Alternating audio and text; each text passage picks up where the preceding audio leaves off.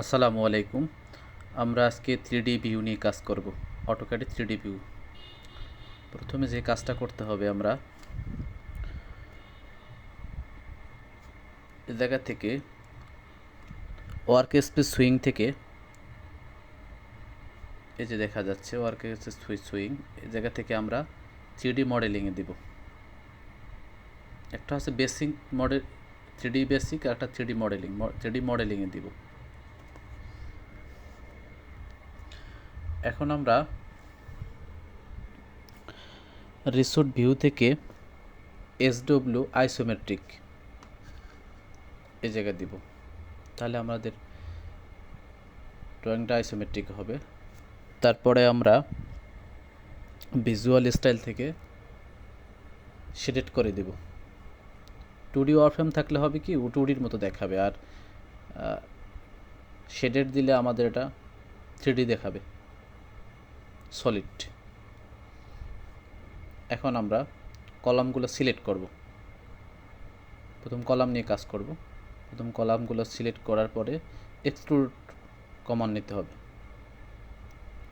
প্রথম কলামটা সিলেক্ট করার পরে এক্সট্রুড কমান্ড। এখন হাইট দিতে হবে। বেসিক্যালি আমরা 9 ফিট 6 ইঞ্চি হাইট দেব। উপরে স্ল্যাব বাদে 9 ফিট 6 হয়ে গেল আমাদের একটা কলাম। এখন বাকি কলামগুলো আমরা সিলেক্ট করতে হবে একে একে।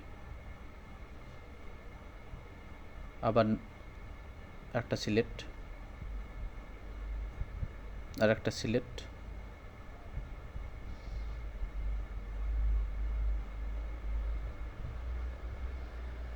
আর একটা সিলেক্ট। এখন আমরা আবার 9 ফিট 6 দিতে হবে। এরকম একটা একটা করে করলে অনেক সময় লাগবে, অতএব আমরা সবগুলো একসাথে সিলেক্ট করে যদি এক্সট্রুড কমান্ডের মাধ্যমে করি তাহলে সময়টা আমাদের কম লাগবে। এখন আমরা সবগুলোকে সিলেক্ট করতেছি, দেখে দেখে ভিউ করে করে ড্রয়িংটাকে ছোট বড় করে যে জায়গায় কলাম দেয়া আছে সেইগুলোকে আমরা সিলেক্ট করতে হবে।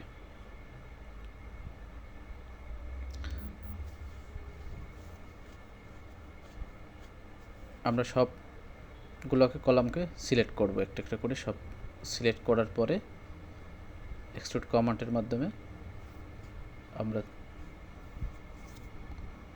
3Dতে পরিণত করব। এই যে আমরা এখন সবগুলোকে, শুধু ক্লিকের কাজ, আর কিছু না, খুবই সহজ। কনসেপ্টটা জানলে সবাই করতে পারবে।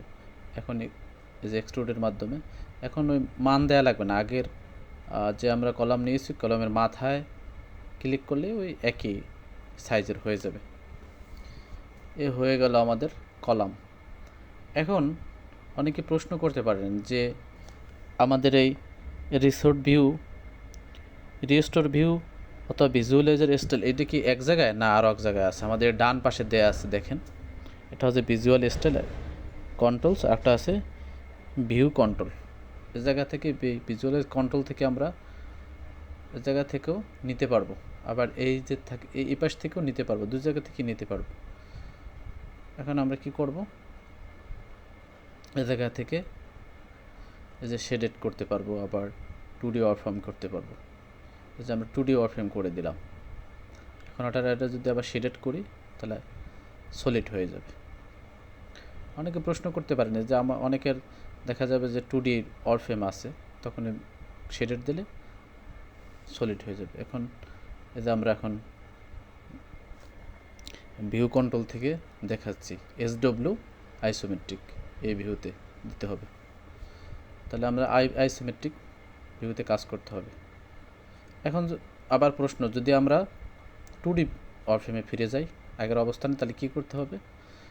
তাহলে আবার ওয়ার্ক স্পেস সুইং থেকে আমাদের ড্রাফটিং অ্যান্ড অ্যানোটেশন দিতে হবে। ভিউ কন্ট্রোল থেকে আমাদের 2D দিতে হবে। ভিজুয়াল স্টাইল থেকে আমাদের 2D ওয়ারফ্রেম করে দিতে হবে। এভাবে আমরা টুডিতে আবার চলে যাব আগের মতো। আসসালামু আলাইকুম।